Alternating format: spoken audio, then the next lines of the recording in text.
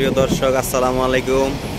আমাদের আফিফ নিয়ে যাচ্ছে, সেখানে আমরা একটু যাত্রা বিরতি এক হোটেলের পাশে গাড়ি দাঁড় করাইছে, তো আমরা একটু ঘোরাফেরা করতেছি। অনেক ভালো লাগছে। এক কফি শপ,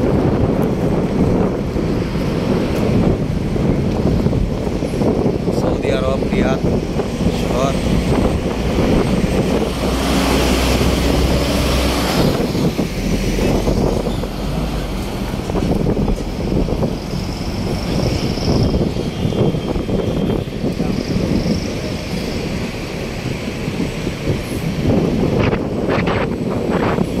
তো যাচ্ছি ড্রাইভিং লাইসেন্স করার জন্য।